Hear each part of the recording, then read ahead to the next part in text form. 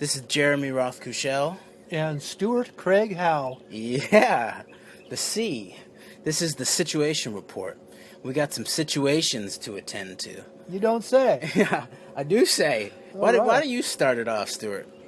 Start it off. Okay, well, we're going to be talking about some, kind of deep and heady stuff. So maybe leading into it, I'd just like to point out that these things aren't opinions or theories that Jeremy and I have come up with.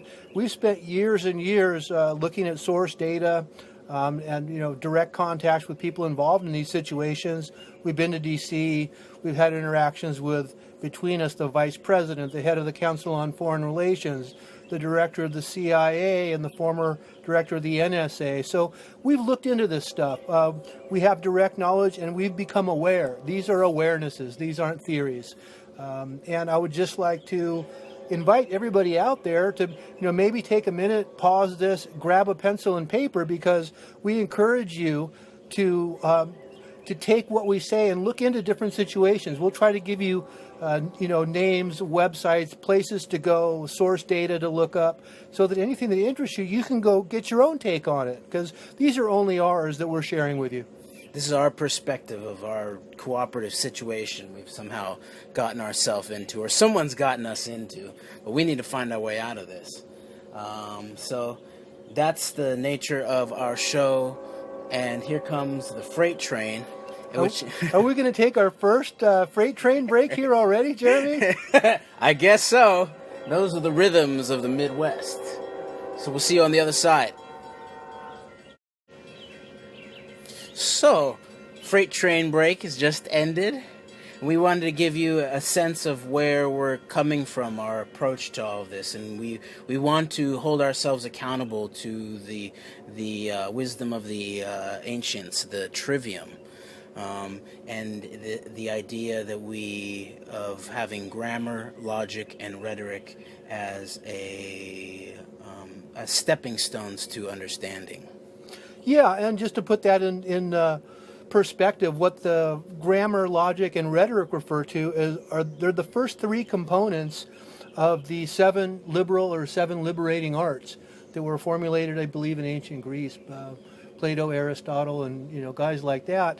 And they're the way that people have come to best understand the world around them through their five senses. And if you picture a triangle, an isosceles triangle, there's a 5-side, a 4-side, and a 3-side. And the 5-side is your five senses. The 4-side is the quadrivium, which is the last four of the seven liberating arts. The first three are grammar, as Jeremy said, logic, and rhetoric. The remaining four are mathematics, geometry, music, and astronomy. And what those refer to, the first three are components of the world around you, being the grammar, the individual words that make up a sentence, or the individual facts of a situation, individual components of understanding of the natural world, say about the plants in a garden, or the people in a community, or anything you're trying to understand.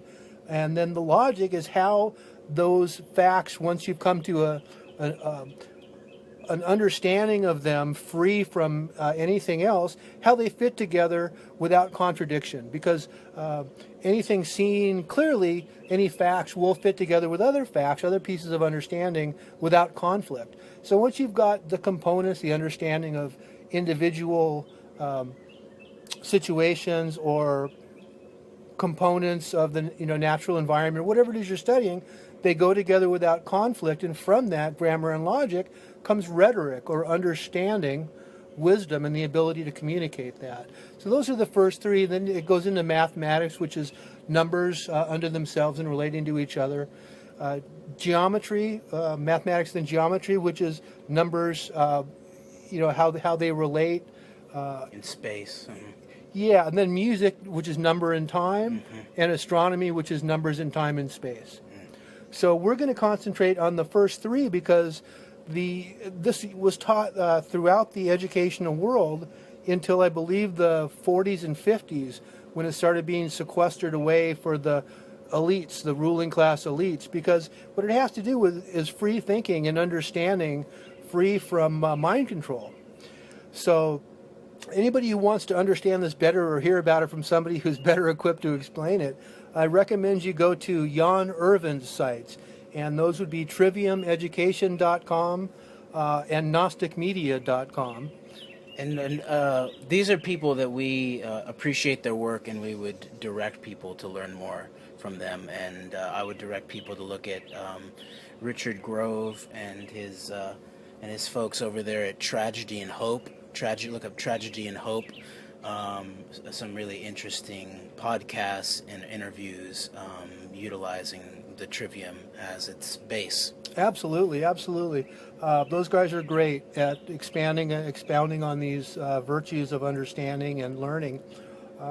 To put this kind of in a more day-to-day, tangible arena, if Jeremy or I or anybody were looking to understand, say, the nature of an event, say something that's happened in the world, somebody who's utilizing the Trivium would, without prejudice, take an open-minded look, going to source data about what happened at that event, and just try to get a good grasp, based as closely as possible on, eyewitness accounts, credible people that are known to be honest and good at deciphering these situations, and getting a good grasp of the componentry of the situation, whatever it is you're looking into, open-mindedly looking at the facts and the source data regarding it, and then putting that together with what fits around it, other things that fit, and then coming to an understanding. Now, the reason that I bring this up is a lot of the reason that we're in the trouble we're in the world is that the mainstream media, the powers that be, the whoever you want to call it, the social engineers, have popularized, starting with an understanding or a position or a popular opinion about the way the world is, the way things operate, the trustworthiness of government, the factual nature of news, whatever it is. And then if you have a certain belief system that's been pounded into you for 10 or 20 or 50 years, people have a tendency, Jeremy and I included, that we've had to fight to try and overcome. If you have a belief system that's been instilled with you and enforced by society and the media, you will have a firewall go up to information that's outside of that.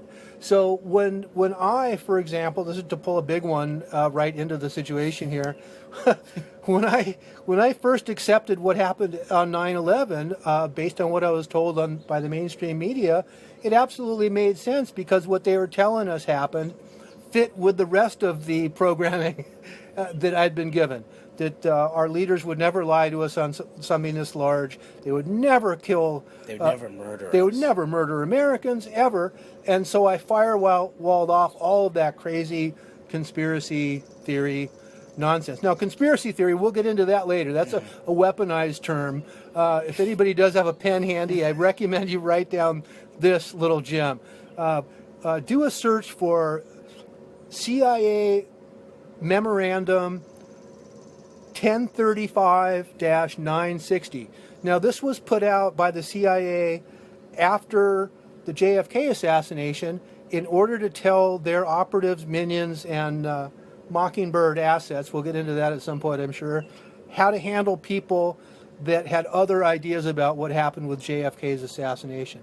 Even though, preponderance of eyewitnesses, the source data, said they, heard shots coming from the grassy knoll, this directive, CIA memo 1035-960, directed them to use pejoratives or demeaning comments to just shoot down anything that anybody had to say that went counter to the Warren Commission report. And they're still standing that zombie up today, half a century later. Yeah, absolutely. I mean, at least back then it actually there was a logic to the difference between the people who believed in the official story, which was a lone assassin with magic bullets.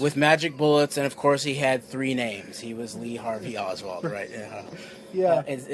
But nowadays, and 50 years later, they're still pulling out the weaponized slander, and even though it doesn't make any sense with this type of, like 9/11, everybody knows that the the whatever happened on September 11th was a conspiracy. It was more than one guy.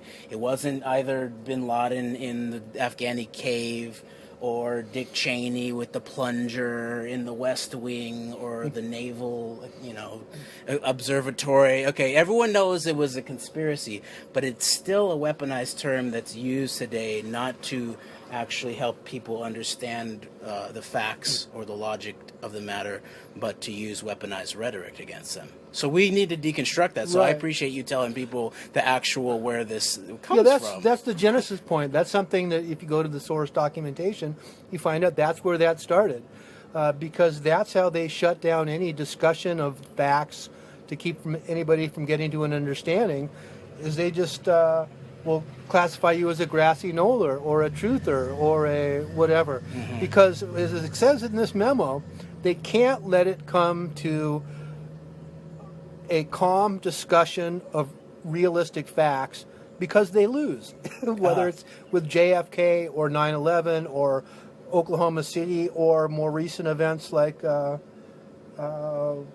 Sandy Hook. Yeah. When was the last time you ever saw or heard a public debate that had actually the facts on the table and a debate about the facts about these kind of really important, deep political events, such as mass terrorism or high-level assassinations? It doesn't happen, because if it happened, right, as obviated by this memo, they can't allow the discussion to happen. So our take is, let's have the discussion. Yeah, that's our only logical solution to our situation. But we can't have it in mainstream media because they can't allow it to happen, or they'd be made to look like the sock puppet idiots that they are, and a bunch of coincidence theorists or what have you. But in any case, what I'd like to kind of champion here is the idea of the trivium, the idea of don't be afraid to just set all those opinions aside, like Jeremy and I, or like I had to at some point, and go, wait a minute. Me too. Maybe I need to start looking into what happened on 9/11, and maybe I shouldn't buy the government story.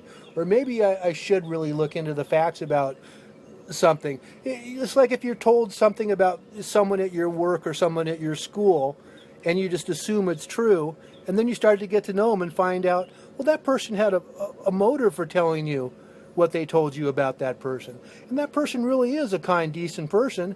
They're being demonized for some reason that person that told you about them had. So we've all had experience working past a an indoctrinated idea about I'd actually like to point out that you've introduced another important weaponized concept, which is the ad hominem attack. This situation, this theoretical situation of someone telling you something about your coworker or something like that, this is employed perpetually against people who begin to tell the people the truth. Right. And so that's something that we'll continue to pick up on as we analyze our situation. The ad hominem attack is a wonderful logical fallacy, as is another one you pointed out, which is the straw man, which is whenever you bring up 9/11 being an orchestrated plot by elements within the government to roll out pre-planned objectives like the Patriot Act, the police state, war in Afghanistan, Iraq, the whole litany of it. They'll say, oh, yeah, Cheney... Lizards with antimatter weapons combined with Cheney pushing the button... with a plunger in the basement. Well, that's the straw man. That's another... So they'll try to shoot down your point by saying, oh, yeah, it was Cheney in the basement with a plunger. Well, that's the straw man argument. We're not saying that. And so what they're really trying to do is push people into the most ignorant type of thinking they could have, which is also often referred to as binary thinking.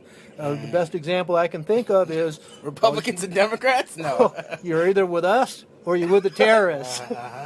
You got to choose. You're with us or the terrorists. So I think what we're both trying to say with this, and then maybe we'll move on from it, is don't be afraid to set your beliefs aside and develop your ability to not outsource your understanding of things by picking and choosing components of some talking head's understanding who supposedly knows the facts.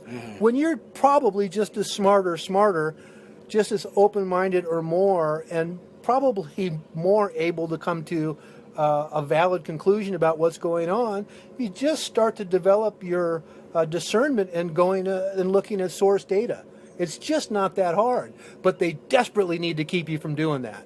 Don't let them. Don't let them keep you from doing that. Don't let them. And then one thing I was thinking about, what I would like to work on myself as we deal with these situations, is that as you progress through the steps in the trivium and you've laid out the grammar and the facts of the matter, and you've organized the facts in a way that holds together and makes logical sense, and then you figure out your rhetorical knowledge, the way that you are going to break down what you know, you sometimes can then even trap yourself in the truth that you've attained.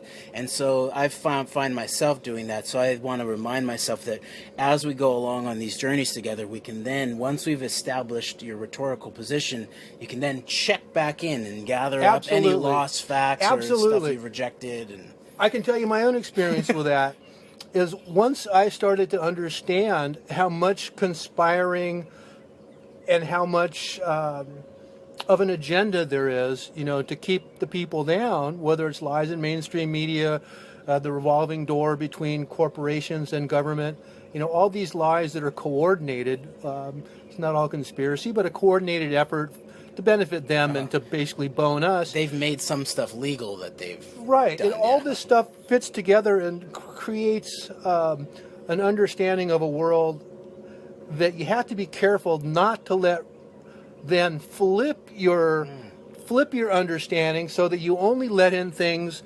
that feed that belief that everything is a conspiracy, because it's not, and so it's when things happen. A good example: things happen in the world, they're not all false flag events.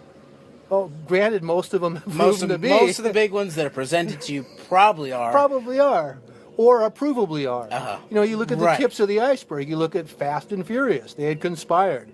The formation of the Federal Reserve banking system, an admitted conspiracy. They conspired to put together that legislation to take the power of control of money from the American people through Congress. Yeah. All of these things that are proven conspiracies. The fabrication of the stories of the Gulf of Tonkin that got us into the Vietnam War. They got 65,000 Americans killed and a million people. So it's just important to not go from being totally prone to not believing anything to believing all of it. Everything. And I think that's a great point, Stewart. And one way we could talk about it is the idea of reactionary knowledge, where if it's put forth in corporate mainstream media, then the opposite must be true. And instead, we're going to go back to our trivium, and I think we're going to take another We've got a freight train break coming up. See you on the other side. Train break over. We've retired inside from the situation porch. Yeah, we left the mosquitoes out there to their own devices. They're not feeding on me anymore tonight, if I can help it. Yeah, other food sources for them. So that's the 20,000 foot view of what we're after in our discussions. So maybe we should go to the more concrete, the more specific, some specific situations that we have become aware of. That'd be fun. Yeah, let's do that. What you got? What you got? Why don't we just read off our list real quick and then just kind of go back in and pick them out, whatever comes to mind. What are the things what are some of the bullet points you would like to address, Jeremy? Just read off the list there real quick. One that's a little bit few weeks past is Bin Laden's bookshelf. And the dumping of Bin Laden's alleged Bin Laden's alleged reading list in his porn collection, right? Is that they didn't that was previous? The CIA's keeping that. That's top secret. And so what else is on it? And then the other part of that is the Sly, or I should call him the Sly Hersh report that tells us the truth about the false story about Bin Laden's alleged assassination. Which one? Exactly. See, and that's a perfect example, actually, because there's a lot of screwed up grammar on all of that. That's one point that I think is interesting. Just right the now. name itself, I love. Bin Laden's bookshelf. That's like a movie title. Okay. Absurd. This is Theater of the Absurd. That's the absurd. The alternate title for this is a review of the theater of the absurd. Absurd, yeah, because it's all one theater of the absurd. And then another thing I was thinking of was this, what's coming in California with the mandatory vaccines for kids to be able to go to public schools or private schools. That's on the horizon there. Another thing was weather manipulation. Michael Murphy's coming film. What's going on in terms of California's drought, our weather here in Kansas this year, what's going on with that whole scenario, and then finally election 2016. Oh boy. The situation as it stands now, and then what might we do with it? That's the really absurd. That's the double, triple absurd. That whole dog and pony show. Okay, I've got on my list Jade Helm. I've also never heard of it. Yeah. Jade Helm. It's something you can install on a sailboat, I think. It's from China. They're very expensive. You can get a Jade Helm. Also, I've got the vaccination push. I've got the inevitable economy crash. And all, all the possibilities of how that may go down. The cashless society push, which sort of dovetails into that. I've got the banker cabal and the Federal Reserve. That whole cesspit. I've got mainstream media and the Mockingbird sock puppets. How they're just really showing themselves for what they are. These are some really minor topics you're bringing to the just table. Little trivial stuff, I know. Politicians as being just PR for the globalists and basically psychopathic con artists. I think that's a blanket description of all politicians with a couple notable exceptions. They're just straight up con artists. They're con men and pitch men. That the president being just the PR guy selling the agenda of the Council on Foreign Relations and the Club of Rome. And well, let's start right there because I think that's wait. you're not done. Wait, it gets better. This is all these situations where we're going to deal with these for the next decade at some point. And the last one actually. Is the last bullet point is the proper characterization of the resistance movement and components of it. That we are not against the government. We're against people and institutions that have usurped the legitimate power of our government. And we're all for everybody that I know of that's in any tangent of the movement to try to expose the truth or resist tyranny and lies and deception really believes in the rule of law, really appreciates the core values of the Constitution and liberty and freedom, and isn't against government, is not against rule of law.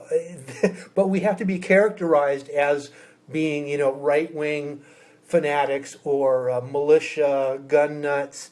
But that's just absolutely not the case. That there's people all across the spectrum of America that are good, law-abiding, rule of law respecting, police respecting. When they're legitimately using their office and their sworn oath to uphold the law and the Constitution, and they're decent, whether they're police or politicians or military, we respect that. And so I think the proper characterization of the resistance is important because one of the main things that the tyrannical systems need to do is to formulate a belief that people that are against them, people that aren't with them, must be with the terrorists. And this is somehow related back to what you identified as the straw man. So the resistance movement it needs a straw man painted around it that can then potentially be served as an agent provocateur in the other side's perception in a way. Exactly. So neither are we, if we're not against the government, neither are we maybe in the way that's talked about the left, neither are we necessarily against the corporations or the corporate sector. Although that's the way that this global cabal, this compound, utilizes its power is through the corporate sector. But the corporate sector is just any the government sector or the private sector or the commons in a way. Yeah. Well, I think maybe in general terms it's fair to characterize most of us or a lot of us in this movement or in different tangents of what could be called a movement towards truth and justice, as really only against the corrupted hybrid nature of what has become government. It's the corruption of the American system. We're not against the American system. We're not against the government. We're against the Corporate state, yeah the gangster exactly. government. We're against the criminality that has taken over the helm, and I don't think we're against capitalism. We're against crony capitalism. Now, I think there's probably other financial systems and other types of money, and there's all different kinds of ways that we could build a better financial system. But I think it's important to look at that the capitalist system could be a really wonderful thing had it not been corrupted and co-opted by con men and criminals. And I think that is an interesting place, because this goes to what we're going to need to work out as we move forward as a cooperative movement for truth, justice. Absolutely. Because there are, coming from the legitimate left, there are real critiques of capitalism as a structure. But anytime I hear somebody say, well, I'm anti-capitalist, then I ask them to define, what do you mean? What do you mean by capitalism? Exactly. Because in a way, what we're really talking about, let's not allow terminology to put our thinking in a box or to, undermine our thinking from the start. Yes, and I think it's important, some things that I've heard Jan Irvin say, when you're having a conversation or a debate or an argument, it's important to define terms.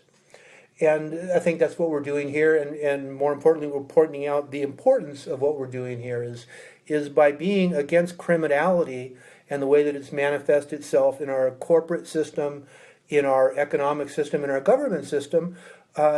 We need to differentiate being against the criminality that has led us to be against what has become of our government, or the way it's being represented now, and the economy, and what these systems are at their foundational design levels.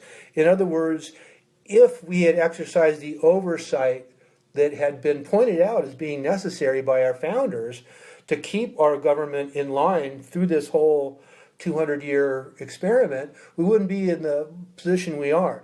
If we would have exercised our oversight through our elected leaders to first maintain, genuinely representative leadership, we would have never seen things that co-opted and corrupted the economic system, like the repealing of Glass-Steagall, the checks and balances in the banking system that allowed these criminals to pervert a capitalist system that really isn't capable of the horrors we've seen lately in its form before it's corrupted.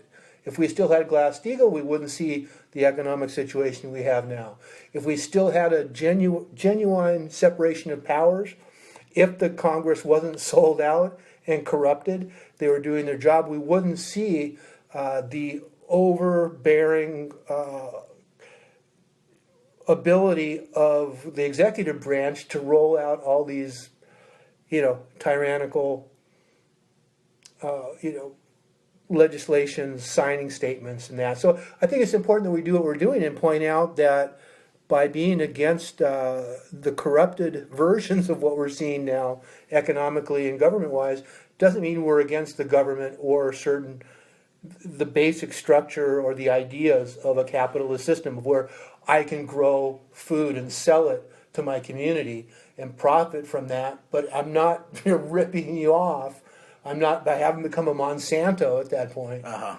Well, this does go to the nature of defining terms in a way, because the way that you use the word capitalism, it sounds like you're referring to the idea of what would be called voluntaristic economic relations in a way. Absolutely. And where it's sort of freedom, autocratic economic rights, basically. Yeah, freedom to transact economic commerce within the bounds of common decency, lawfulness, and that sort of thing. It benefits everybody. That's a win-win. That's what I'm saying. These systems, whether it's government or the economics, were designed as win-win scenarios. Well, but I also want to open the door for people who might want to point out the initial and inherent conflicts and contradictions that were inherent in this country's both economic system and governmental system, most obvious in its relationship to the indigenous peoples here, and that sort of, you know, the government relationship, because they were the original you know, people who were put in concentration camps, or the Guantanamo Bay. I would point people to Russell Means' interview with Alex Jones, Welcome to the Reservation, pointing out that everything that happened post 9/11, so-called, had been done to the indigenous peoples centuries ago. So there's that aspect, and then the other side of it is chattel slavery and the African plight in the United States of America, and the economics, the original sort of pure capitalist, voluntaristic economics in this country still had this chattel, you know, slave underbelly. So, but I think that that the way that you are talking about economics that's the way that we can actually begin to construct a solution here, is if we let the terms go to a large extent, even because even, like, you know, certain people will just hear the word capitalism, and even though you probably agree completely with them about the ability of free people to be able to trade with each other in a free way, you know, get slavery, whether it's corporate or, you know, racial slavery, out of here. So I'm just thinking that there's a lot of, you already introduced some really, really deep issues, and that show the importance. Thank you. I mean, you've thrown us right into the thick of it, and you know, I think I wanted to tinker around a little bit in these current events, but you've put us right into no chance of that with me here. I'm sorry. The thick of it. Well, let me counter that and just clarify what I'm saying is, I think the points you make are really good. My point is that if we as a people had exercised the way that a lot of the founders, maybe not all the founders, because when this country started, let's not forget, these are a bunch of slave-owning, feudalist, elitist muckety-mucks that came over here from England and brought all that mindset, all that whole paradigm here.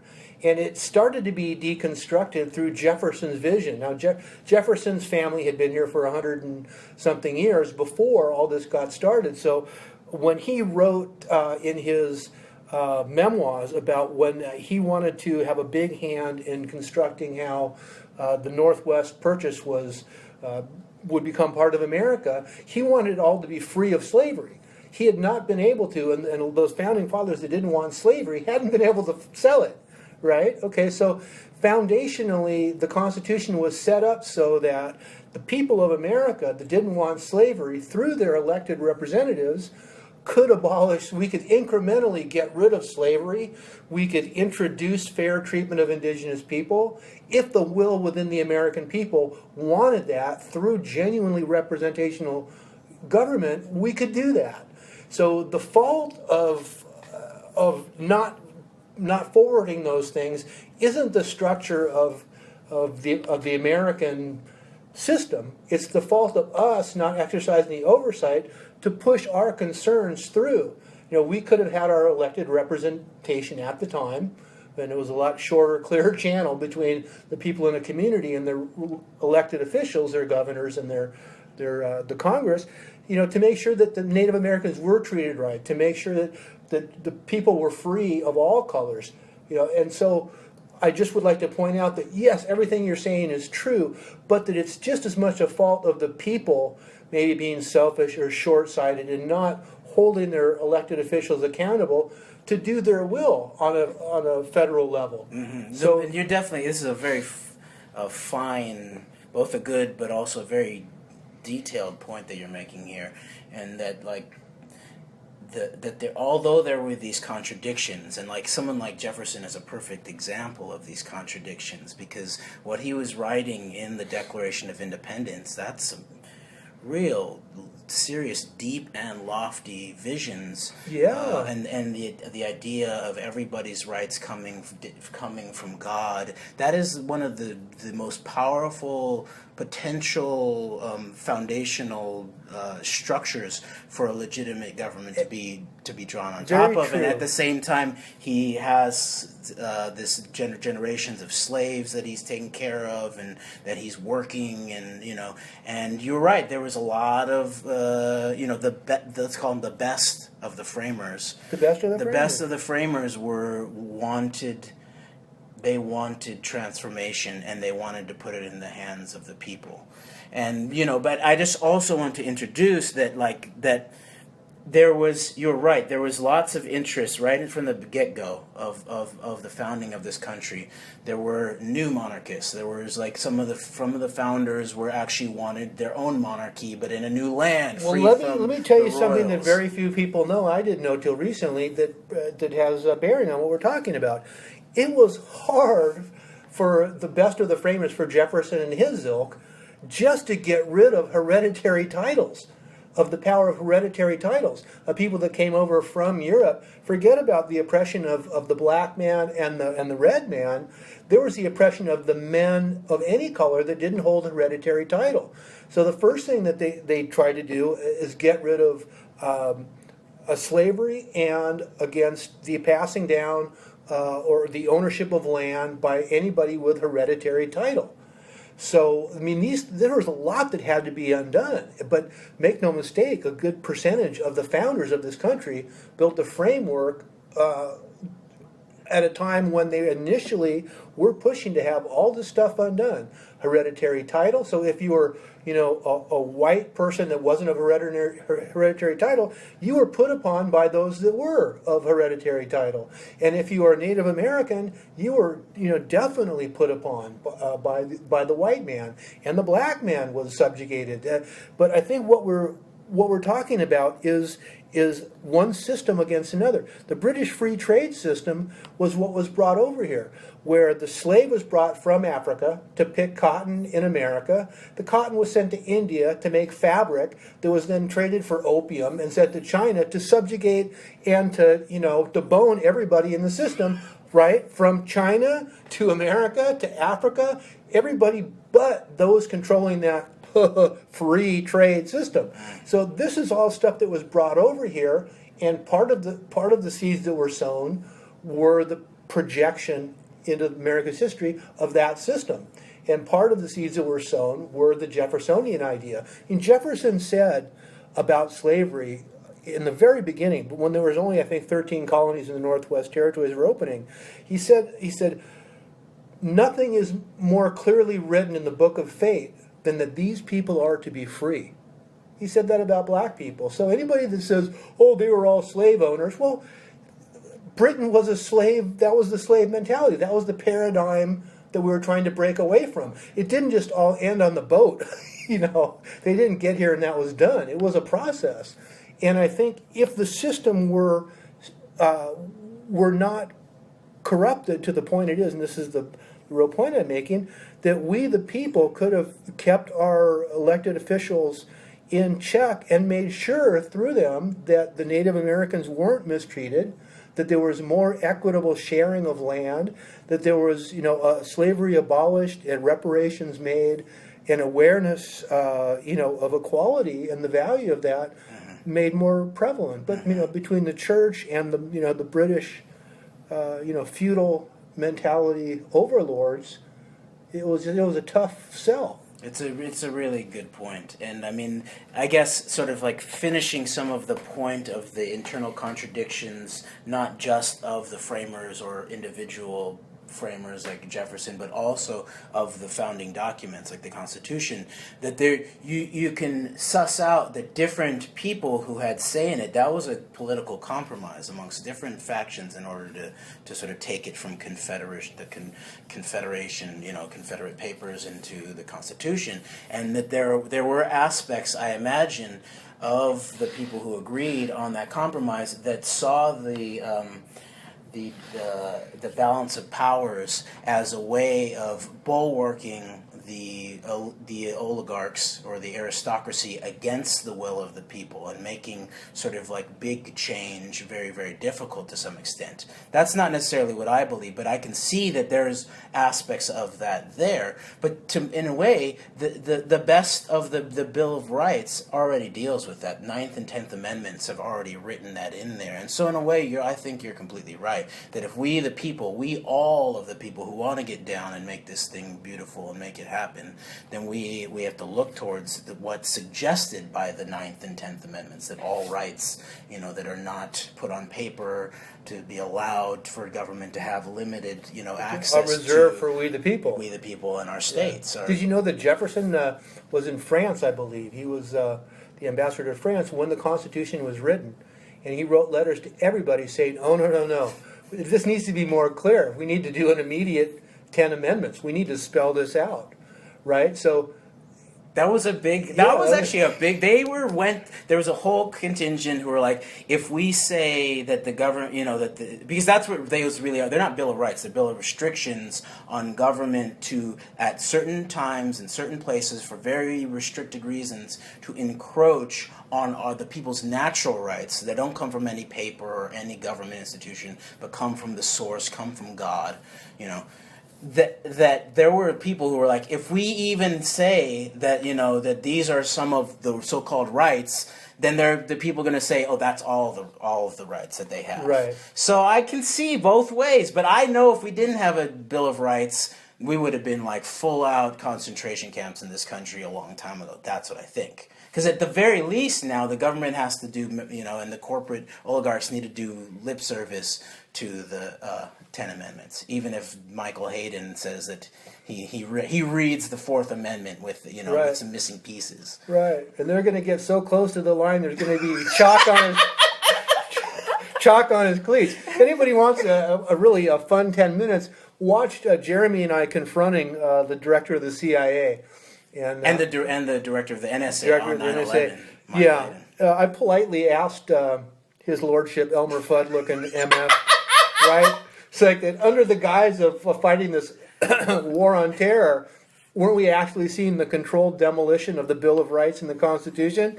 And I got a round of applause from all these blue-haired folks. Muckety mucks, hardcore. That was a hardcore assertion, Stewart. At this big, but it was polite. Oh, it was so polite, and it was so well done. And these blue-haired nice folks at this luncheon, LA World Affairs Council, was that? Yeah. Applauded, and I was so flattered. First, what did he complimented me on my research. I see you've done your homework on the Council on Foreign Relations. I quoted some things he said at the Council on Foreign Relations about going around the Constitution. And you also mentioned JFK to start with. And so, anyway, look that up. If you go to our YouTube channel, WeAreChangeLA YouTube channel. Yeah.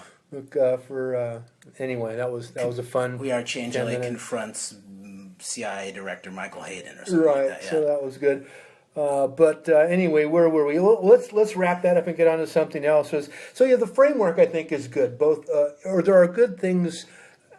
There are salvageable things about the Constitution, the framework of the country, and even an economic system that is somewhat near capitalism. If we can get rid of the criminals and the con artists that are at the helm of all of that stuff. For sure. First things first, you gotta, if you have like if you have like a neighbor who's just like, raping and murdering every night, it's nice to think about your rain barrels and your garden and stuff like that. But eventually, the rapes and murders have a tendency to spill over. So let's prioritize. Let's prioritize. So let's get rid of the criminals. But I completely agree with you. I think if we can agree on the on arresting the criminality in all its forms, then the solutions are there. We have lots of good structure. I would just add that the Constitution and we have I do think that the people who have the legitimate critique of the Constitution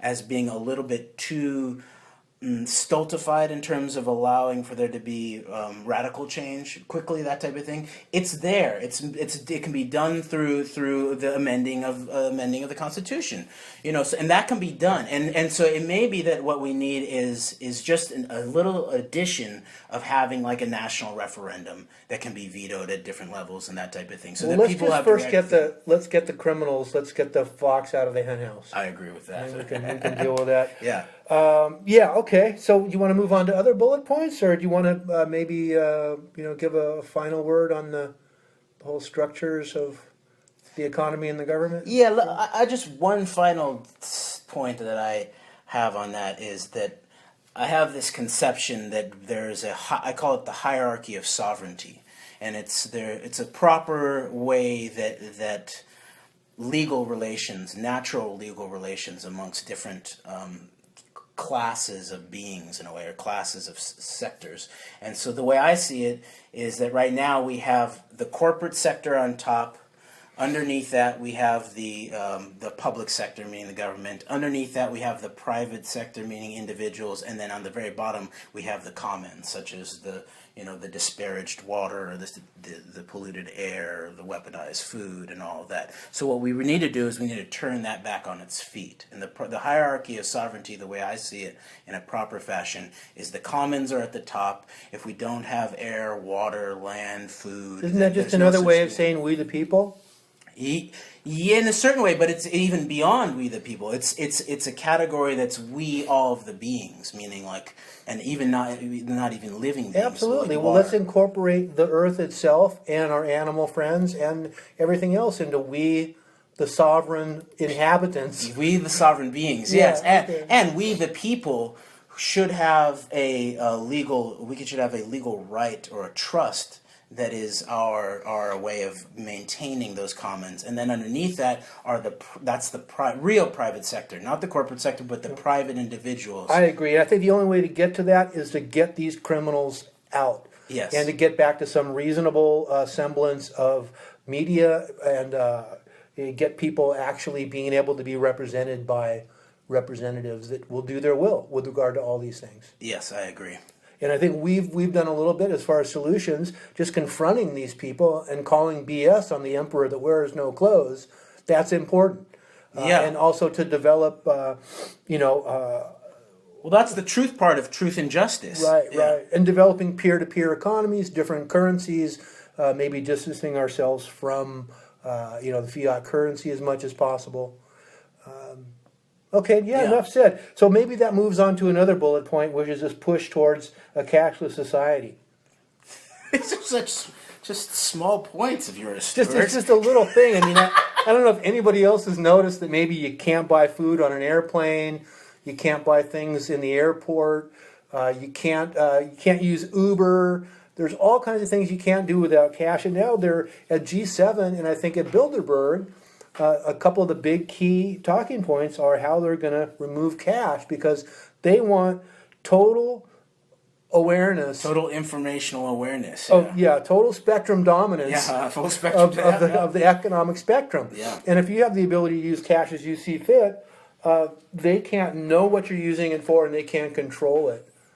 So this is a tough one, because it's like, I'm sort of a both-ander in a way. If you were going to give me an ER term, like a truther, I'm a both-ander, meaning that I see that that money really is immaterial to some extent. It really just represents trust amongst human beings at its best, or a weaponized scarcity constructing system at its worst. Well, let's incorporate the money based on debt, which is what we have now, versus a certificate for a commodity, which is what it used to be. We used to have a silver certificate or a gold certificate. But that's I actually am sort of like a non-materialist when it comes to money, in a way, in that I actually don't. I think money should have. There's a really good book that people should go look at by a man, he's an economist, I think, named Thomas Greco.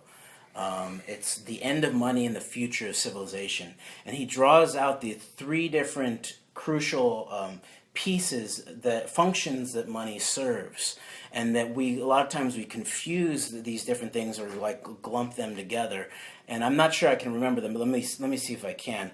One is that money, it serves as a means of exchange, so that we don't have to just do direct barter. You don't have to go find another, donkey so that we can, trade some wood or something like that. We can sort of exchange the gold piece that's measured by a third party, and that can be an easy exchange. The other thing it's meant to do is be a store of value, so that like a cow is not the greatest long-term store of value. It's a mid-term store of value in some way. But if you want to be able to like put something away for the deep future for your children or something like that, you might want something like a commodity-backed material, something like that, or something less material. So it's a store of value. And then third, it's also a metric, meaning that that's how we begin to measure what value is, what the right deal is, that type of thing. So in a way, I see that that money that's not based, or cashless money, let's call it like informational money, makes a lot of sense in terms of its convenience. Those informational money based on a commodity, the value of a commodity, whether it's land or food or gold or silver, or is it a fiat? Is it not a fiat, arbitrary, debt-based? Well, now this is my actual solution to it would be, yes, we'd have a 3-tier money system. The bottom being matter, money based on matter. That includes all commodities. That includes gold, but also things like food and seeds. And my personal point right there is seeds and silver on the local level are a great hard money. For peer-to-peer interactions. Yeah. Well, so I think maybe you're making a point for a basket of different types of instruments. Yes, at every level, and so, but sectoring these really, really specifically. So you have matter, but then you have an energy money, and so that actually is very, very, very specific. And that almost everybody wants electricity. It's easily measured. It has almost universal value for different applications. So some type of where that's related back to matter, and then informational money, which is based on it doesn't even have to have any type of hard base at all. But it can brilliant stuff. That could be sussed out that could be a whole 2-hour show. Yeah. And I'm ignorant about a lot of that, but I think maybe it's important just to right now reveal the hoax of fiat currency, the manipulated nature of the Federal Reserve System, and to really expose why they're trying to move, why they want the cashless society versus the sales pitch. Because in all of this, there's the reality of why they're moving in one direction versus the sales pitch why they're telling us they are. Yeah. So I think they're moving us in this direction so that everything can be on a metadata grid. They can shut off your transactions if you're a dissident or what have you. Your first instinct is completely right. This is all about total information awareness. But they sell it as being for the kids. It's for the children. But no, wait, that's one of their favorite ones. That's right. No, it's important for the economy. It's the same way they sold the Federal Reserve. They sold the Federal Reserve as this will keep us from having booms and busts. This will keep us from having. They basically reversed everything as they do. Now look at the Patriot Act, right? And so they sold the Federal Reserve in this fiat money, debt-based money system, that this is going to avoid everything that we've seen happen. All this, the dollar is now worth like a penny compared to what it was, and we all know the value of something is based on supply and demand. So they just F with the supply, right? And so anyway, don't be fooled. The whole cashless push.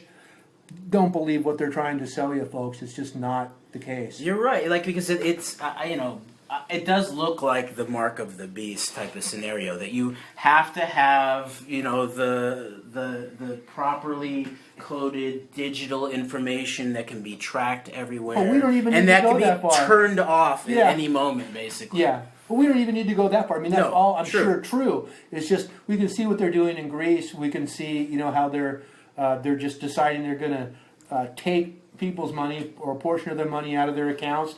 Well, if your money was in cash or in gold bullion in your safe, and you had an AR-15 and had the Second Amendment ability to protect yourself and your property, they couldn't do that. So of course they're trying to get rid of your tangible wealth. You think Switzerland will give up their gold bullion? I kind of doubt it. If they have any, it might all be in China by this point. Yeah, I think they got a lot. Think they got a little? Yeah, maybe what was in Fort Knox. Okay. Anything else on that point, the cashless society thing, before we move on? It's a deep one though, Stewart, because you're right. Because it's been a big push for a long time on the on travel. So that's interesting. So the travel leads the way, and Uber's a really it's travel leads the way. That makes me think of the TSA. Exactly. Oh God, there's another bullet point. TSA. Damn. There's no end. It's bottomless. The rabbit hole is bottomless. Oh, and you brought this up because this was a talking point at Bilderberg. Is that right? Yeah, apparently one of the biggest talking points, I guess perhaps at the G7. Oh, at the G7 and too. Bilderberg, from what we're being told, is, and even if it weren't, there's no way to corroborate that. I mean, right now I don't have source data. It's just, somebody who's a respected, trusted source. Apparently there's been several reports of it. But let's say that's not the case, and I believe it. It fits. It's not a contradictory piece of evidence. Should it turn out to be better vetted, but we can certainly see this push around the world and across the board for them to get control of, so they can more easily steal our money. So again, this actually points to the importance of the 9th and 10th Amendments, and for there to be and the 4th. Well, yeah, and the first and the second and the damn. It's true. Good point. But meaning that one of the solutions to this is for there to be competition up from the grassroots, meaning localized currencies, different types of state-based approaches to beginning to create there is one state. economies. I forget if it's North Dakota or South Dakota. Has its own bank and its own system that's separate from the Federal Reserve System. So that's one thing. Let's start moving our money out of anything centralized. I mean, let's move away from collectivist anything towards individual liberty supporting anything. And I would add individuals in cooperation with who they want to Absolutely, because if you have sovereignty and you have control and protection of your own wealth and your own means to protect yourself, you can share your protection with your neighbors. You can share your wealth. You can have peer-to-peer. If you need to have control over your resources, which they're trying to take under Agenda 21. Bam, another bullet point. Agenda 21, United Nations Agenda 21. Oh, Rothe-Kushel, by the way, is the go-to girl for information on that. She has a book out called Behind the Green Mask, Rothe-Kushel.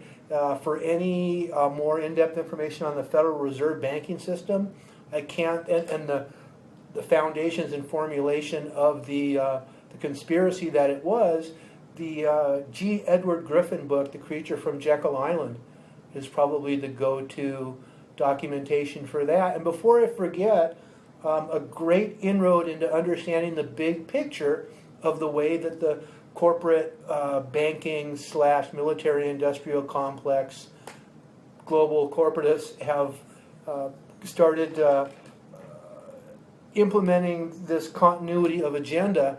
A good way to understand that is a book called None Dare Call It Conspiracy.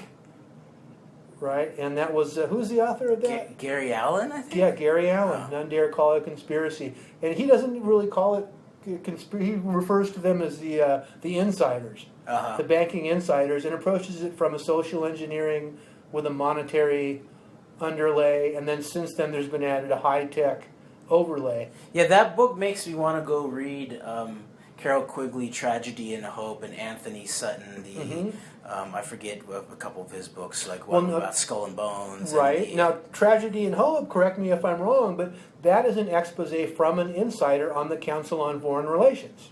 And for people that don't know, or even people that do, just to give a little bit of backstory to this how much continuity there is in this agenda slash agendas. The Council on Foreign Relations is the U.S. branch of the Royal Society for Economic Affairs in Great Britain. And that dovetails in almost all the members of that also are interlocking, also members of Bilderberg. If you look at the attendees list that we were instrumental in getting put out for the first time or second time, WeAreChangeLA was in 2008. All these people, almost all the people on the 120 name list of attendees at Bilderberg, this high-level steering committee, the insiders, I forget the name of the past attendee insider said, Bilderberg creates the understandings which become the backdrop to which all major global decisions are made and implemented. So this Genesis point is all back in the Club of Rome, and it comes out in America as the Council on Foreign Relations, globally as the Bilderberg Group and the Trilateral Commission. And if you look at the names and the affiliations of almost all the heads of state and all the members of the president's cabinets, they're almost all members of the Council on Foreign Relations, the Trilateral Commission, and the Bilderberg Group. So you can really see the interlocking players that all ascribe to this agenda and the continuity they can bring it out with through the ages through the Council on Foreign Relations primarily. Hillary Clinton said she's glad they built an outpost of the Council on Foreign Relations. The mothership come so that they don't have to go as far to be told what they should be doing. Yeah. Right? And when she was Secretary of State. She did say that. She did say that. And Tragedy and Hope was the name of the book that Carol Quigley, who was a professor, who was allowed to have access to their minutes and all the Council on Foreign Relations documents going back to their inception, I guess, in the 20s. And this is the book he wrote. After being and it was an meant for insiders, I guess. It was meant for insiders. I've never read it yet. I would like to read it because it's pretty. I'm familiar with parts of it, but it's a giant book. I mean, it's like War and Peace, Tragedy and Hope. Yeah, right. That's right. So, I mean, this is a good point too. I think there's like. This again goes to the straw man, the weaponization of the straw man in a way, because whether it's you're a conspiracy theorist, you're saying it's the trilateral commissioners or the council, or the CFR or the Bilderbergers or something like that. It is, but it's not just them. Right. It's in a way. No, Jeremy, that requires nuanced thinking, right? And that's just we got to be. You're either with us or the terrorists, and. Right. It's not the secretary likely at the Council on Foreign Relations, in Manhattan, who knows all these things, who's making decisions. Or Angelina Jolie. Right. Or George Clooney. Right. But quite possibly it's Kissinger, Brzezinski. And it does come down to that these are very, very real institutions with very real histories. And the term that you came up with of continuity agenda, which is really, really insightful in terms of because it relates to the government process of continuity of government. So what you're pointing out is that there's this political agenda? And a continuity that goes amongst not only administration to administration, but I guess my point is that there's also a continuity of networks through these different institutional fronts. Because this was going on before the Bilderbergs. This is going on before the CFR was formed. Well, this is where my head goes. You ready for this? Yeah. To go back to Genesis points? Okay. When the Third Reich was beginning to fail in Nazi Germany, towards the end, they saw that they weren't going to get out unscathed. And, we all know at this point, or most of us know, that Ford, had large financial interests in Germany, and that Papa Bush, was actually, I think he was either jailed or at least had the Union Banking Corporation taken from him for trading with the enemy. He was profiting from the Third Reich. So we know that there was some, let's say, cooperating, if not conspiring, between globalist interests in Europe as well as America. And when the Third Reich was beginning to fall, they formulated an economic strategy to unify Europe. And what happened was one of their favorite SS commanders, Prince Bernhard of the Netherlands, got together with some of the large German industrialists that ran IG Farben, the largest concerns, financial concerns in Europe. And in 1954 in Oosterbeek, Holland, the first time these globalist, would-be masters of the universe met was at a hotel called Hotel de Bilderberg. And they didn't have a name, but that's where they met. So that's where they started getting together, the confab, to formulate the next move. Once the military move towards co-opting Europe failed, there's a lot of evidence to support. Please look into it for yourself. That they moved towards an economic incrementalism, and that they formed the European Union, and that they even gave themselves credit for coming up with a European currency. And these are the people that are using the British free trade model on a global scale, and they're not German Nazis, they're not American Zionists, they're globalists. And they will use whichever country, whichever mask that is most profitable for them to put on, to forward their agenda. And that is the agenda. The agenda is, worldwide domination and control by a ruling class elite, and it, maybe failed in the First Reich, and then which is the Holy Roman, Empire, and then it failed in the Second Reich, which was, I believe, the Hohenfelser, the Germanic Hohenfelser societal structure over Germany in the late 1800s. And then that was the fail of the Second Reich, which bared no resemblance to the First Reich, except that it was their attempt to get together to co-opt the world. So then after the Second Reich failed, well, then they thought, oh, here's Adolf Hitler, we'll just get some money behind him. And the American money came in, and there were some British interests. Wasn't Prince Edward didn't abdicate from the throne because of... I'm not sure, but I've also read stuff about Hitler in England, Tavistock Institute. I don't know his history. Yeah. It may be that he really was it may be really continuous. So there were a lot of interests involved behind the Third Reich. There was backing of the Third Reich outside of Germany. That's not in question, right? So the Third Reich failed. So do we really think? Here's a question. Let's ponder this. Do we really think that a big orchestrated push like this would just give up and go away? Oh, dang, we lost. Well, we lost. Yeah. Okay, you good guys win. Think about that for a minute. Would they just give up and go away? Okay, if the answer is no, where did they go? I'll tell you where they went. They went to the Bilderberg Hotel.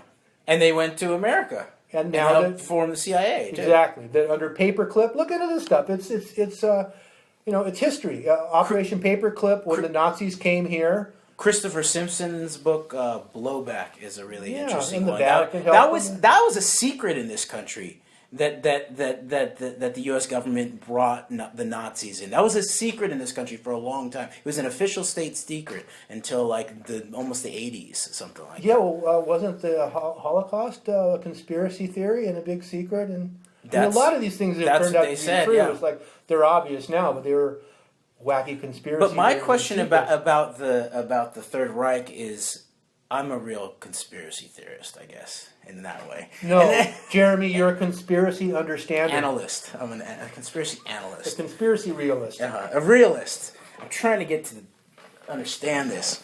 But I'm not sure. I think the question is, did the Third Reich actually lose or fail? Or whether was the whole World War II set up a real grand strategy of tension? If you look at the influence of Wall Street into the what I would call the co-opting of the Russian Revolution and the support of the Bolsheviks into this sort of left-handed totalitarianism, and then the obvious support from the Anglo-American Empire for the right, what I would call right-handed totalitarianism in Nazi Germany, then you really see that they can't lose in a way. Either way, no matter what happens, the ideals of the Third Reich lived on through industrialists, robber barons, and economic interests. Yeah, and a lot of people, I think, who want sort of like hope for I call them actually Nazi Orientalists, meaning that they create the sort of German Nazi as sort of like the epitome of all evil and sort of the source of all eugenics. And it's important to look back and, Hitler was inspired by Rockefeller-sponsored eugenics in America, in California, in the 1920s, and so Hitler's actual mind state in many ways was imported to some extent from the Anglo-American Empire as it stood before he came to power. Yeah, Margaret Sanger in Cold Springs Harbor, that all went to Germany. And that's substantiated by letters that Hitler wrote to Margaret Sanger, thanking her for, her cogent you hate women? Formulation of... He's a misogynist. I love women. In any case, so I think what we're seeing now, I mean, we could ponder it and wonder forever the specifics, but I think, in general, the broad strokes are that what we're seeing probably isn't the Fourth Reich. It's probably more like Reich 3.2. Okay, so the Third Reich just basically morphs into an economic situation, which makes it 3.1, and then when it gets the technocratic overlay and the total information awareness and full theater dominance, it becomes Reich 3.2. Was that fair? I think that's fair because, like the post World War II, you have these additional overlays of the Cold War. Then you're able to divide and conquer the world of the West versus communism, and then you also have the ascent of the Jewish state and Zionism versus the anti-Semites.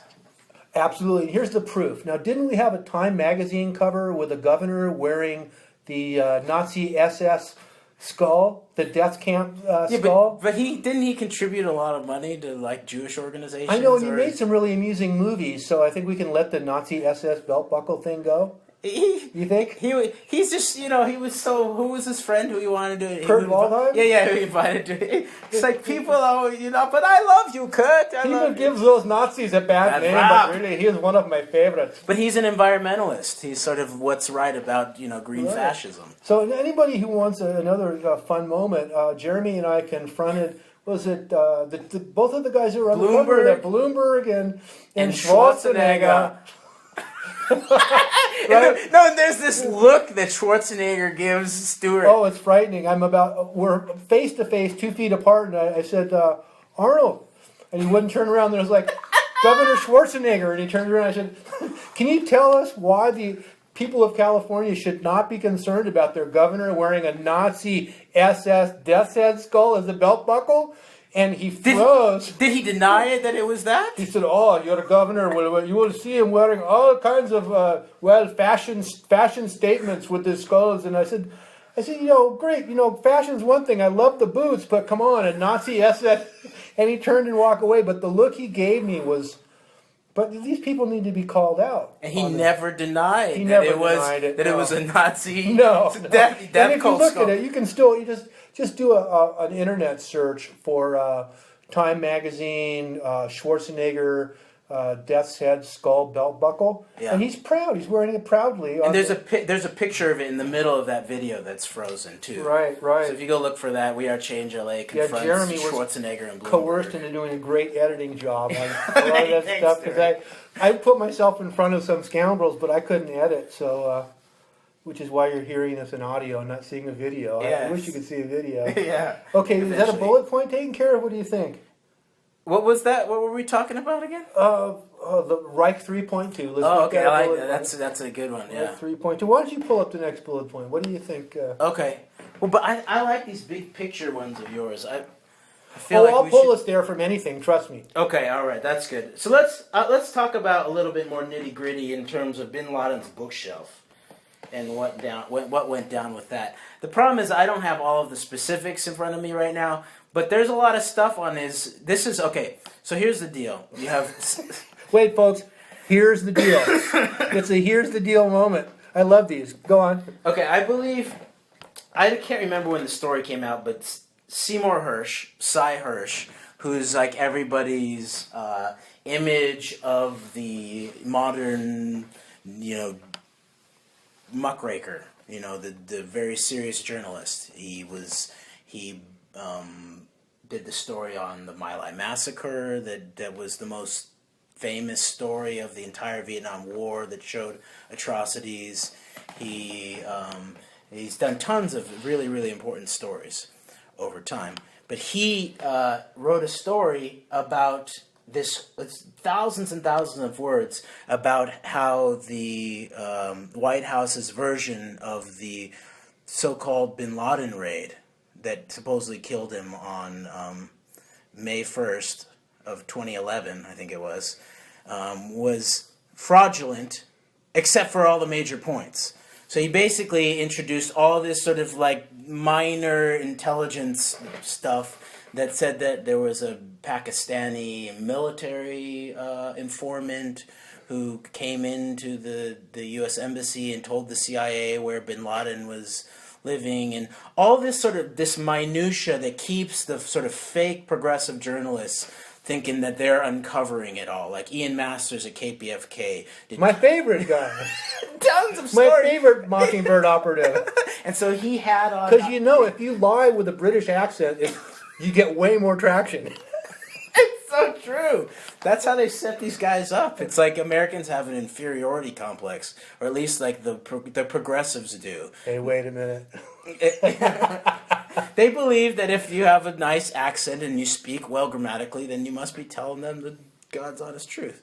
But so Ian Masters covered this. He got a lot of juicy play out of this, and really made himself out to be the next generation 9/11 truther. He's the real 9/11 truther, and all these things, obsessives about the physics and the facts and the war games and all that. Okay, but we know he's a sock puppet operative. Yes, that's true. But Cy Hersh, he's still seen as this really, really crucial whistleblower to some extent. Yeah, well, like Alex Jones was always talking about, Cy Hersh says that the whole Bin Laden thing is a lie. So, but it comes out, and Cy Hersh's actual story is like, no, the SEALs killed Bin Laden. It supports the broad strokes of the narrative, whole cloth, but picks apart some of the tangential aspects. Yeah, so it made me wonder why now, and then who is Hersh?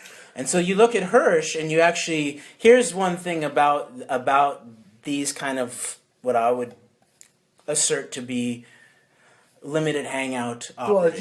Well, this is what we call, or they call in parlance of the intelligence community, a limited hangout, gaslighting.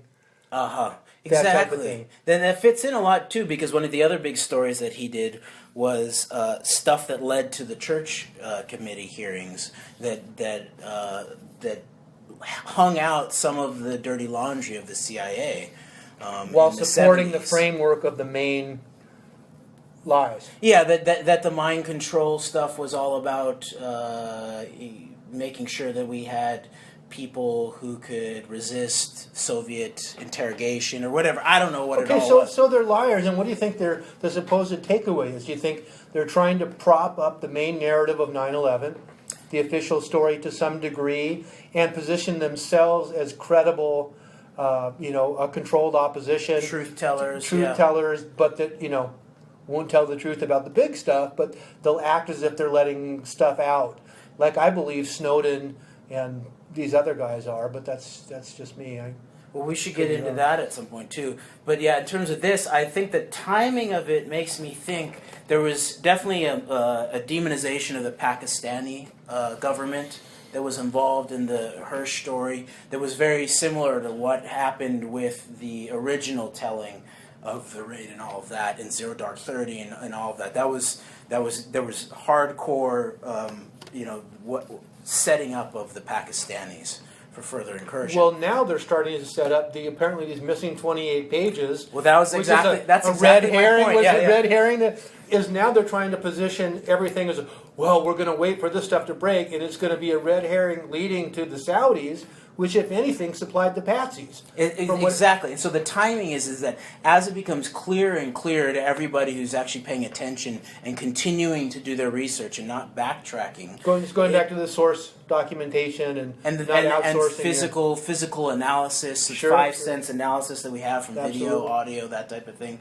Yeah, people are seeing that, 9/11 comes, primarily from this U.S.-Israeli axis of some sort. That's what it looks like. But we know there was money channeled through the Pakistani ISI, some money there, and we know that there were probably some other tangential players. But we don't know that, though. And this is another point. You're right, but it seems to indicate, there seems to be some evidence that indicates that money was channeled through intelligence services for potentially Pakistan, and potentially there was some Saudi involvement. That is an interesting point that I actually would like to analyze just a little bit.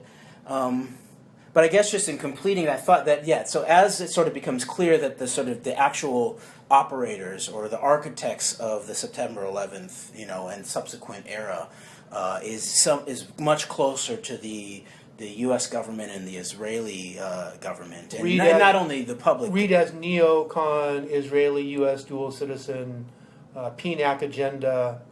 Yeah, and not only those who hold Israel first, but also American imperialists too, who are more military. Well, now let's be careful how we use American imperialists, because they're really using American might for a global acquisition of power, right? True, but these are all partial things, and so everybody's an emperor in their own right. Israel wants, that's what the Oded Yinon plan, the clean break plan written for Israel by American Jewish neocons, is a plan for a micro-Israeli empire to some extent. And there's also, that's what the Monroe Doctrine is, for the Western Hemisphere to be the American empire, to keep out all invaders and all that type of thing. Securing the realm. Yeah, exactly. And so yes, they are being played.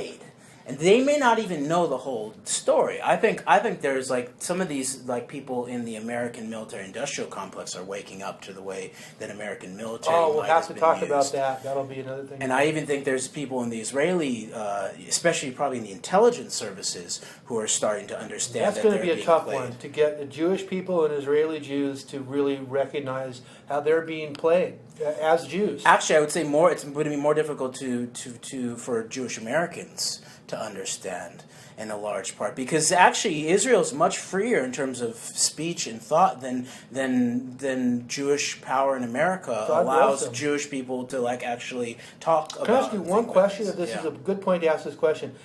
Is there anywhere in the history of mankind a smokescreen more effective than the anti-Semite smokescreen is thrown up anytime somebody questions the doings of Israel or it's the banking and the media? It's one of the most effective. Definitely in our day and age, I'd say it's the most effective to some extent in terms of how, and this is a piece of history of this. We alluded to this earlier, that the post World War II era introduced both the Cold War tension, but also the rise of Israel and this global Zionist power. That there's Jewish power spans the globe to some extent, and yet it's supposed to. As a good Jew, you're supposed to get behind the Jewish state, no matter where you live. So this might be a good point in which to differentiate and to actually look at the words we're using and agree on to some degree the difference between Jewishness and Zionism. Yeah, although there's definitely. Gilad Atzmon is an Israeli national. I think he's renounced his citizenship, but he lives in England. He's an incredible jazz saxophonist, actually, and he's written a lot of interesting stuff on Veterans Today and other places about actually critiquing Jewishness and the sort of the cultural evolution of certain parts of Jewishness that play hand in hand with the Zionist project. That the Zionist agenda is then able to puppeteer the mass of its citizenry to get behind something that they might not get behind if it were separated from their Jewishness. Exactly, and that there's he always calls out these he calls them anti-Zionist Zionists. And I've been to some of these organizations. I've tried to talk to them about. Well, being Jewish, you can go. They wouldn't let me in. They would. You could go probably, but you would. I'd be the goy. Might be asked to leave. I don't know. But this is an interesting thing because it's really okay to criticize the pedophilia in the Catholic Church, in the Catholic Church covering up of and protecting priests and protecting pedophiles, and people can see that you have the interests of the children in mind, and you're against pedophilia and abusing children, everybody should be able to get behind. Whether you're Catholic or Jewish or Hindu, Buddhist, Muslim, it doesn't matter. Abusing children is wrong. Yeah. And if it's being perpetrated or enabled by the Catholic Church, we should be able to be against that component of the Catholic Church. The same way as maybe we should be able to hold the Jewish state of Israel to task for their treatment of the Palestinians, the lies that are inherent in that whole conflict. If you're able to find source documents about what's really going on in Palestine versus what the largely, I hate to say it, Jewish-controlled mainstream media will lead you to believe is going on, it's horrifying. And correct me if I'm wrong, but I think the majority of American Jewish citizens would be appalled and less likely to back Israel if they really knew, if they had the ability to open-mindedly, using the Trivium, assess what's being done by their homeland, but the state, not them as a people, not Jewish people as a religion, but what's being done. It appears to be as elitist and as racist as what Hitler did to the Jews. But yet if you try to bring that up, all of a sudden you're a Jew-hating anti-Semite, which has nothing to do with it. No. And you brought up a lot of rich points and important points to discuss there, actually, because I just want to stake out where I stand in terms of, because I think I think the most crucial differentiator politically for Jewish people, especially to understand, is a difference between a Jewish homeland, Jewish people, and a Jewish state. And my position that I think I just sort of stand alone in terms of articulating this is I call myself a Zionist of conscience. And what that means to me, and actually I would say I'm an American of conscience too. And what that means to me is that there should not be a state that is defined by its by oppression, or that should be defined by standing on somebody else. So racial supremacy and supremacism of any type is wrong. Exactly. Yes. That's a pretty simple concept. Yet it seems to be getting lost in the whole Israeli-Jew situation with the Palestinians. It was less lost with the South African situation with apartheid.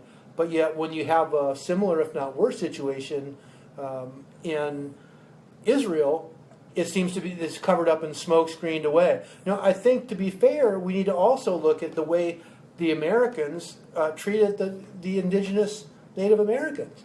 I mean, we've got a lot to atone for as a nation, but I think until we can see that it's these concepts, these constructs that we need to side against, that we should have been able to deal with through a constitutional representation of the people's goodwill, but didn't, and that we should be able to deal with, the humanity in us should be able to come up with a way to atone for this and rectify these situations through our elected leaders, but they don't represent us anymore.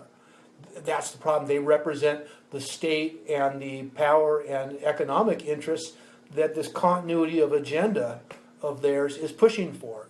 So it's just a bigger divide between we the people and the ruling class. So you're right. I mean, I think you're right that the top of this is calling out criminality, no matter what it's standing behind, whether it's so-called pedophilia. It's not pedophilia. It's child abuse.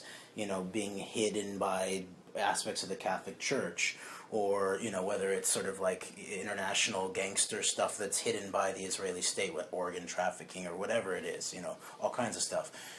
But I do think that's most important, is call out the criminality. At the same time, there are going to be people, and it's important that there's people who are tuned into the cultural level of things, that are able to actually go and talk about the aspects of Jewish culture that allowed for this state to be supported by the Jewish people to a large extent in this form, or for the Catholic Church and its culture to allow for this to happen. And us with the Native Americans. And that requires some free thinking, some nuanced thinking, and the opposite of binary thinking that we need to cultivate. And I think we can all look at our inherent humanity and empower that. We're all capable of doing that. We just need to believe that we are.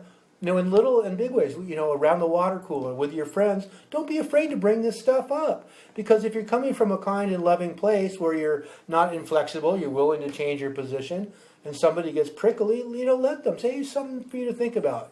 We can grow past this, if we believe that we can, and I think we're in the process of doing that.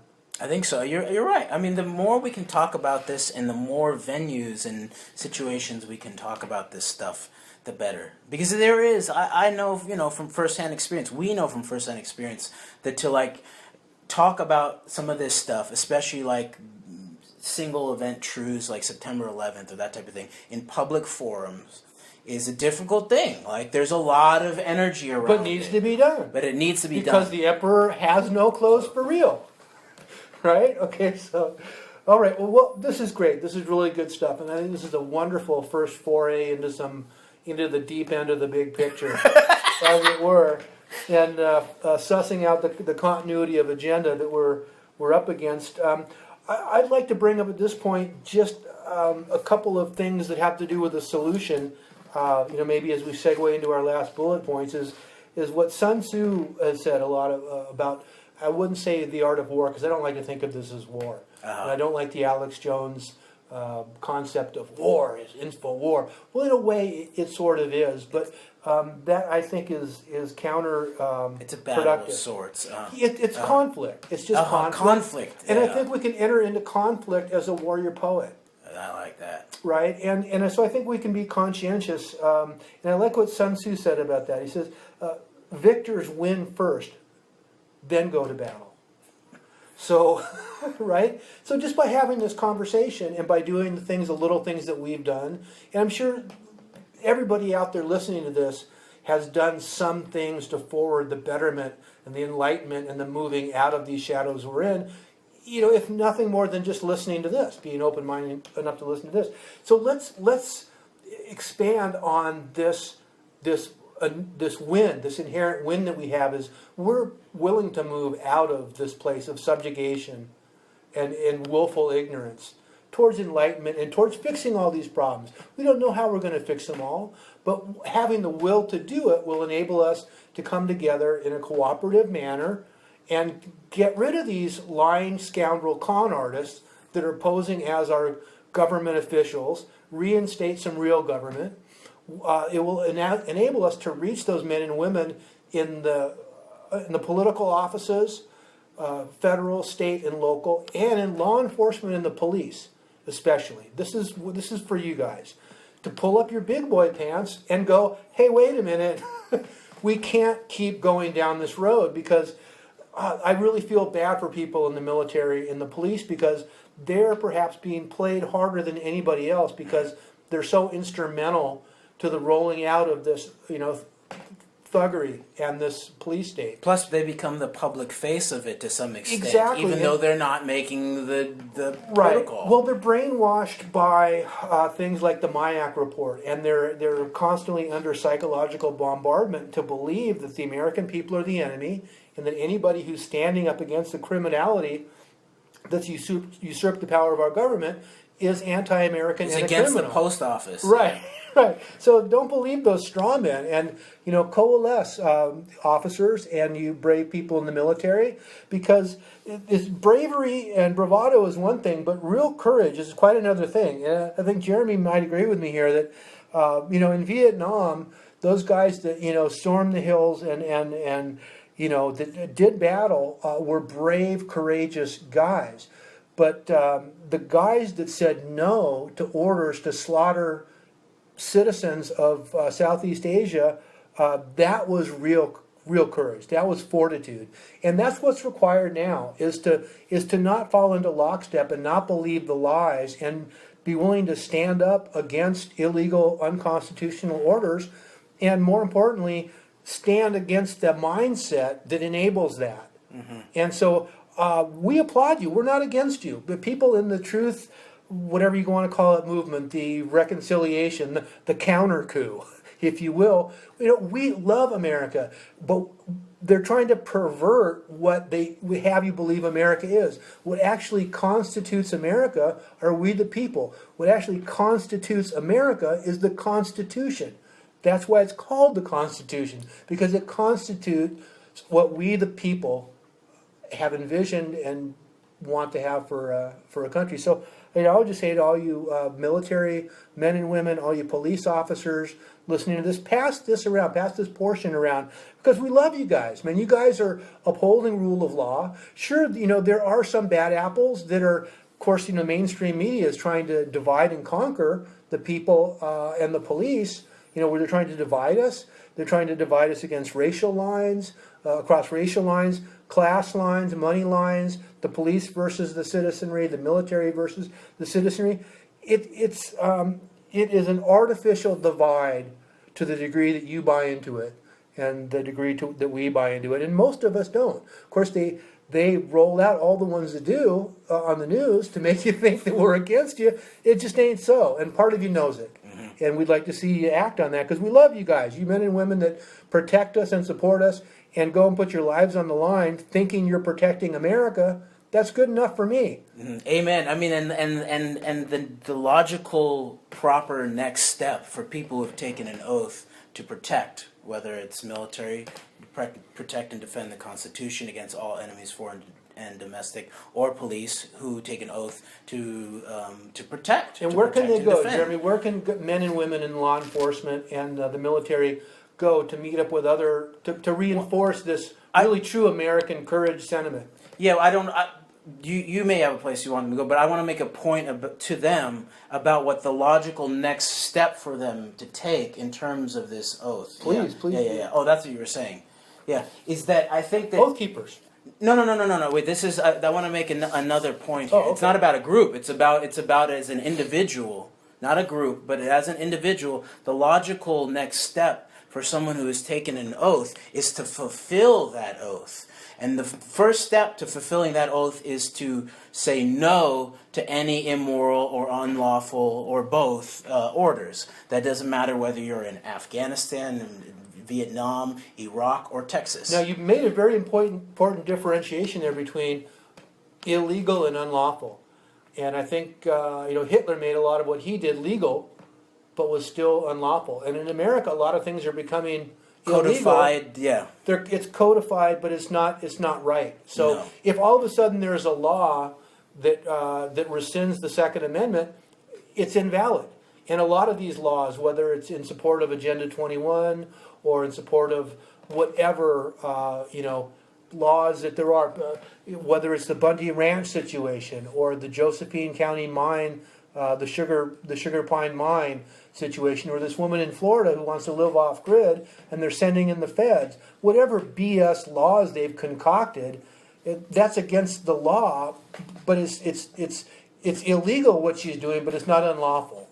So I think it's a very important thing for police and military to understand, so that they can make those decisions in their rules of engagement, what their personal rules of engagement are.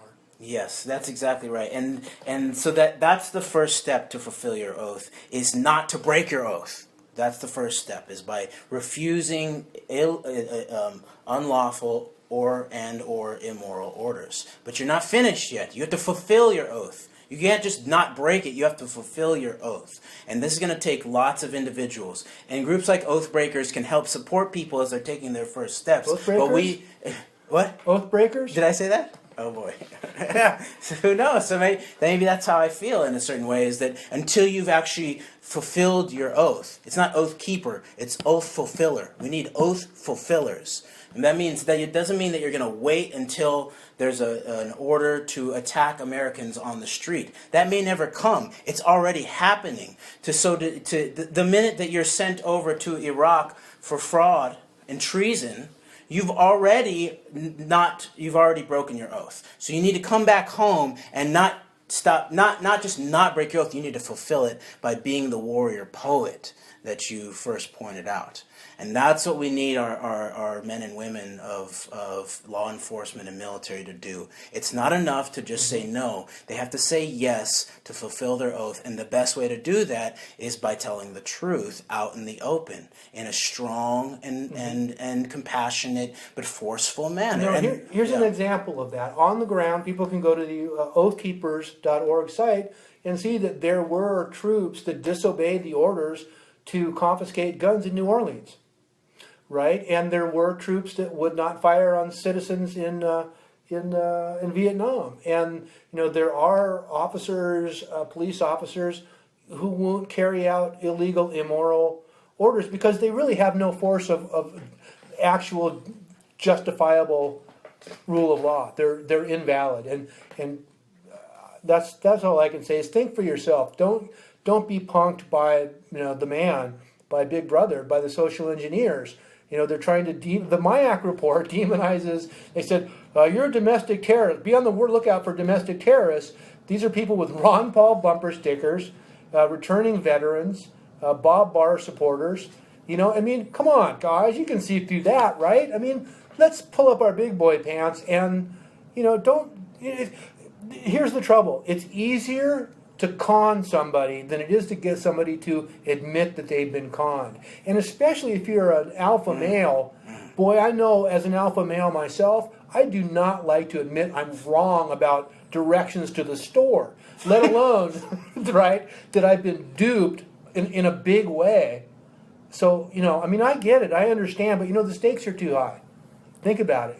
If you have a family, if you have friends you care about, if you care about your community, at some point you're going to have to side with the true lawful orders of a higher authority, which is the Constitution. Yeah, and your heart in relationship to God and doing what's right and by we the those people. orders. Yeah. And we're with you, man. Yeah. Like somebody in the Pentagon better grow a set soon. And get a good counter coup going. Or just tell us the truth. That's the real counter coup. Right. We don't need these sort of like guys who want to have their cake and eat it too and gossip like military wives and they're behind their desks and all of that. We need you.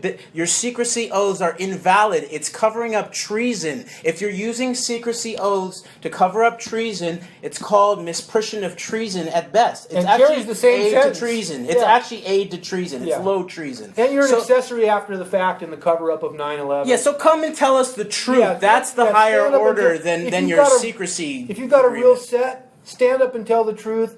I understand it's tough doing it alone. Get together a little coalition. Yes. And I'm sure there's some special ops guys that aren't dupes and that aren't being fooled and suckered by all this. Exactly. Even if there's a dozen of you in the entire Pentagon and military command structure, it's time to pull up your big boy pants and take a stand. Yeah, and you don't even have to go rogue. Like in terms of Stewart's initial crucial point about the difference between physical bravery and moral courage. Once you add moral courage to physical bravery, it doesn't get more exciting than that. And so for all the special forces guys who are coming home and listless and, they seek the thrill of the battle, it's right here and you don't have to kill anybody. In fact, you have to liven it up. It's much more thrilling. Wait till you experience the fun you'll have standing up against these schmucks. Because that's all they are. Stewart confronting the CIA and NSA treason director, with his words and his courage and his thoughtfulness. And that's the stuff. With Wesley Clark. That's the stuff, dude. Yeah, and when you feel that surging through your veins, then you'll know what the real deal fix is. Yeah, how do you save the Republic with like a $90 camcorder? Go! All right. That's another bullet point I think we've taken care of there. So where do we go from there, Jeremy? How do we wind this down? I don't have no clue. My heart rate is like... Well, that's... Okay, maybe what we should do is just wrap it up by thinking about, okay, the time is now. This 2016 election is coming up.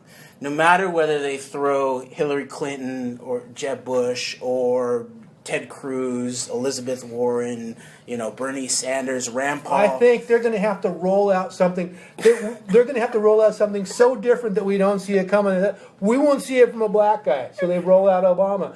Next, I think they're pretty much going to need like a one-legged lesbian Filipino woman. So like she's different. She's different enough. She's got to be for real this time. Obama might have a CIA sister who's all primed to go on that front already.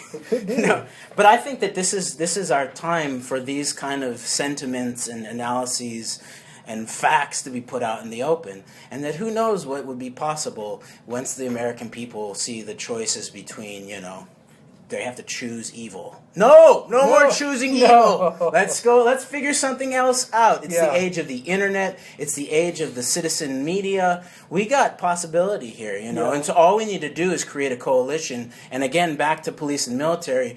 You all got to think about this, and we need your help to get to form a political coalition that transcends the political spectrum. And the time is now. So let's get together on it. Yeah, it's overdue, right? Yeah.